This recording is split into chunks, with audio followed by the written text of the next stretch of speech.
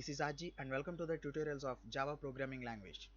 So last video లో మనం Java programming language లో ఫస్ట్ ప్రోగ్రామ్ రాసాం హలో వరల్డ్ ప్రింట్ చేయడానికి.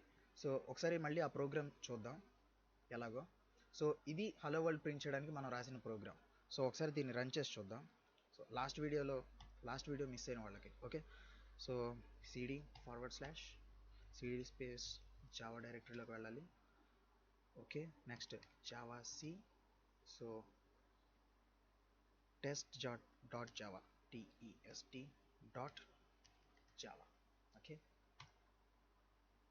Okay next java test.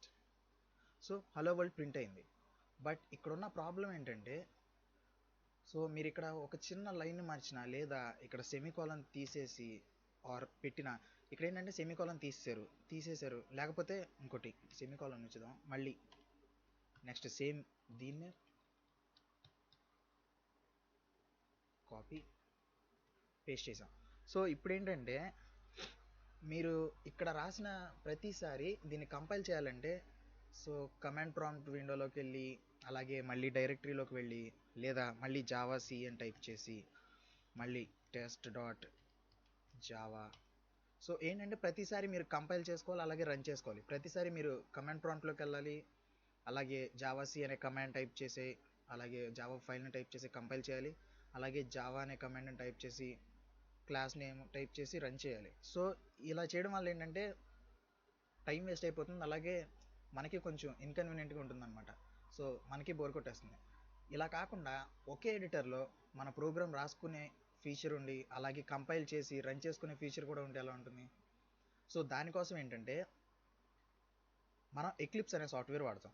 So ఇది ఎక్లిప్స్ అనే సాఫ్ట్వేర్, చూడండి ఒకసారి ఎలా ఉంటుందో. సో ఇది ఎక్లిప్స్ అనే సాఫ్ట్వేర్ అనమాట. సో ఇదొక ప్రోగ్రామింగ్ టూల్, ప్రోగ్రామ్ చేసుకోవచ్చు అలాగే కంపైల్ చేసుకోవచ్చు రన్ చేసుకోవచ్చు. సో నియాన్ 3rd వర్షన్ ఇది. ఓకే, ఇది ఎలా ఉంటుందో చూడండి.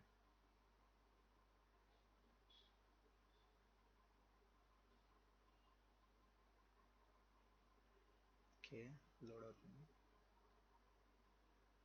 సో ఇది ఎక్లిప్స్ అనమాట. దీంట్లో ఏంటంటే ఫర్ ఎగ్జాంపుల్, సో ఓకే ఇది ఎక్లిప్స్ ఎన్విరాన్మెంట్. దీంట్లో ఏంటంటే మనం ఒక ఫైల్ని క్రియేట్ చేయాలంటే, సో ఓకే ఎక్లిప్స్ ఎలా డౌన్లోడ్ చేయాలో నేను మీకు తర్వాత చెప్తాను. ఫస్ట్ దీంట్లో ప్రోగ్రామ్ ఎలా రాయాలో ఒకసారి చూడండి. ఓకే, సో ఇక్కడ ఫైల్ అని ఒక ఆప్షన్ ఉంటుంది. ఫైల్లోకి వెళ్ళి న్యూలోకి వెళ్ళి ఇక్కడ జావా ప్రాజెక్ట్ అని ఉంటుంది. సో ఈ జావా ప్రాజెక్ట్ని మనం క్లిక్ చేయొచ్చు. ఇలా క్లిక్ చేస్తే మనకి ఈ విండో ఓపెన్ అవుతుంది అనమాట. దీంట్లో ఏంటంటే మనం ఇక్కడ ఉన్నప్పుడు, మనం ఈ ఎడిటర్లో ఉన్నప్పుడు ఏంటంటే మనం ఇక్కడ ఫైల్ నేమ్ ఇస్తాం అనమాట. సో నేను లాస్ట్ వీడియోలో చెప్పాను ఏంటంటే మన ప్రోగ్రామ్ రాసే ముందే జావా అనే ఎక్స్టెన్షన్తో సేవ్ చేసుకోవాలని. సో సేవ్ చేసుకోవచ్చు, ఇక్కడ కూడా అంతే సేమ్ అలాగే. సో ఇక్కడ ఫైల్ నేమ్ మనం ముందుగానే ఇచ్చేయచ్చు. ప్రాజెక్ట్ నేమ్ నేనేమిస్తున్నానంటే, సో టెస్ట్ అనే ఇద్దాం, test.java. ఓకే, సో దీంట్లో ఏంటంటే మీరు ఇక్కడ .java అని కూడా పెట్టాల్సిన అవసరం లేదు. డైరెక్ట్గా ఫినిష్ క్లిక్ చేస్తే అయిపోతుంది అనమాట. మనకి ఇక్కడ చూడండి టెస్ట్ అనే ఒక ప్రాజెక్ట్ క్రియేట్ అయింది, జావా ప్రాజెక్ట్ క్రియేట్ అయింది. సో ఇవన్నీ నేను అంతకుముందు చేసినవి. టెస్ట్ అనే జావా ప్రాజెక్ట్ క్రియేట్ అయింది. దీంట్లో ఏంటంటే ఇప్పుడు మీకు ఒక క్లాస్ కావాలి. సో ఇది కాదు, ఇది తీసేయండి. సో ఇది కాదు, ఇక్కడ టెస్ట్ అనే జావా ప్రాజెక్ట్ క్రియేట్ అయింది. ఇక్కడ ఏంటంటే మనకు క్లాస్ కావాలంటే మనం ఏం చేయాలంటే ఈ SCR మీద వెళ్ళి కర్సర్ ఉంచి ఇక్కడ న్యూ అని ఉంటుంది. దీంట్లో ఏంటంటే మనకి క్లాస్ అనే ఒక ఫీచర్ ఉంటుంది అనమాట, ఆప్షన్ ఉంటుంది. సో ఈ క్లాస్ని క్లిక్ చేస్తే ఏంటంటే మనకు ఒక విండో ఓపెన్ అవుతుంది. దీనిలో చూడండి నేమ్ అడుగుతుంది. ఈ నేమ్ ఏంటంటే మనం తీసుకునే క్లాస్ నేమ్ అనమాట. నేను మీకు దీంట్లో చెప్పాను క్లాస్ నేమ్. ఇక్కడ మనం టెస్ట్ అని తీసుకున్నాం కదా, సేమ్ ఇలాంటి క్లాస్ నేమే ఇక్కడ కూడా అడుగుతుంది అనమాట. మీ ఇష్టం వచ్చిన క్లాస్ నేమ్ ఇచ్చుకోవచ్చు. ఓకే, నేను దానికి కూడా టెస్ట్ అనే ఇస్తున్నాను, టెస్ట్. ఓకే, క్లాస్ నేమ్ ఇచ్చేసాను. Next finish.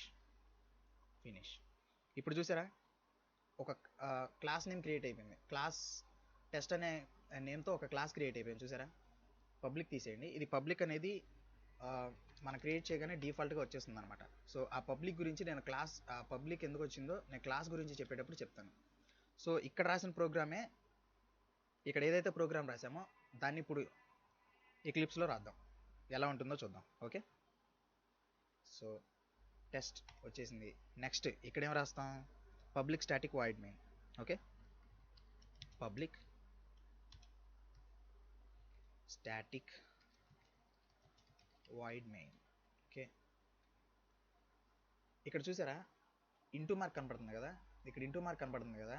సో ఈ ఇంటూ మార్క్ ఎందుకు వస్తుందంటే, మనం ఇక్కడ ఉన్నప్పుడు ఏంటంటే ప్రోగ్రామ్ మొత్తం రాసిన తర్వాత కమాండ్ ప్రాంప్ట్లోకి వెళ్ళి, సో కమాండ్ ప్రాంప్ట్లోకి వెళ్ళి కంపైల్ చేసుకుంటాం, జావా సి అని రాసి కంపైల్ చేసుకుంటాం. కానీ ఎక్లిప్స్లో ఏంటంటే మనం రాసిన ప్రతి లైన్కి అది ఆటోమేటిక్గా కంపైల్ చేసేసుకుంటూ ఉంటుంది. సో ఇక్కడ చూడండి కంపైలేషన్ ఎర్రర్ వచ్చింది, సింటాక్స్ ఎర్రర్, ఇన్సర్ట్ కాలన్ అని అడుగుతుంది, సెమీ కాలన్ అని అడుగుతుంది.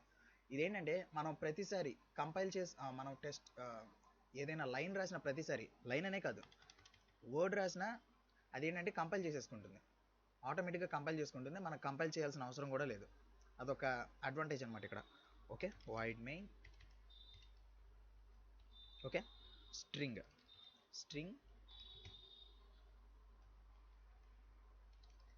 Args. Okay, next system dot out dot println. Okay, ఇక్కడ చూసారా మీరు సిస్టమ్ డాట్ అవుట్ రాయగానే ఇక్కడ మనకు ఆప్షన్స్ వచ్చేస్తాయి అనమాట. డాట్ రాయగానే మనకి ఇక్కడ ఆప్షన్స్ వచ్చేస్తాయి, మనకి ఏ ఆప్షన్ కావాలో మనం ఇక్కడ క్లిక్ చేసుకోవచ్చు అనమాట. మనం ప్రింట్ఎల్ఎన్ రాయాల్సిన అవసరం కూడా లేదు. సో ప్రింట్ఎల్ఎన్ దీన్ని క్లిక్ చేస్తే చూసారా ప్రింట్ఎల్ఎన్ వచ్చేసింది. ఇక్కడ మనకి ఏం కావాలో మనం ఇక్కడ రాసుకుంటే సరిపోతుంది. So hello world. ఓకే రాసేసాం. నెక్స్ట్ ఏంటి, సో ప్రోగ్రామ్ రాయడం అయిపోయింది, ఇది ప్రోగ్రామ్. నెక్స్ట్ ఏంటంటే మనం రన్ చేయాలి. రన్ చేయడానికి ఇక్కడ చూడండి, మీరు ఇక్కడ చూస్తే కనుక రన్ అనే ఆప్షన్ ఉంటుంది. సో ఈ రన్ అనే ఆప్షన్ని క్లిక్ చేస్తే ప్రోగ్రామ్ రన్ అయిపోతుంది. ఇక్కడ మీకు ఇవన్నీ నేను ప్రీవియస్గా సేవ్ చేసిన ప్రాజెక్ట్స్. దీనిలో ఏంటంటే ఇక్కడ రన్ యాజ్ అని ఉంది కదా, ఈ రన్ యాజ్ అని ఎక్కడైనా క్లిక్ చేయొచ్చు, లేదా ఇక్కడ డైరెక్ట్గా క్లిక్ చేసేయచ్చు. ఓకే, ఇక్కడ క్లిక్ చేస్తే ఏమవుతుందో చూద్దాం. ఓకే, క్లిక్ చేస్తున్నాను. చూసారా ఇక్కడ చూడండి, ఇక్కడ చూసారా హలో వరల్డ్ అనేది వచ్చేసింది. సో మనం అక్కడ సిఎండిలోకి వెళ్ళి రన్ చేయాల్సిన అవసరం లేదు. ఇక్కడ ఒక రన్ ఆప్షన్, ఒక రన్ బటన్ క్లిక్ చేస్తే చాలు, ఇక్కడ ఒక రన్ బటన్ క్లిక్ చేస్తే చాలు, మీకు ఆటోమేటిక్గా రన్ అయిపోతుంది. కంపైల్ చేయాల్సిన అవసరం కూడా లేదు, ఆటోమేటిక్ కంపైలేషన్ అనమాట. ఓకే, సో ఇక్కడ మనకు ఆన్సర్ వచ్చేస్తుంది. మనం ఏ ప్రాజెక్ట్ చేసినా ఆ ప్రాజెక్ట్ అవుట్పుట్ ఇక్కడ వచ్చేస్తుంది అనమాట. సో ఇది కొంచెం ఈజీగా ఉంటుంది మీరు నేర్చుకోవడానికి, అలాగే జావా ప్రోగ్రామ్ రాయడానికి, అలాగే రన్ చేసుకోవడానికి కూడా చాలా ఈజీగా ఉంటుంది.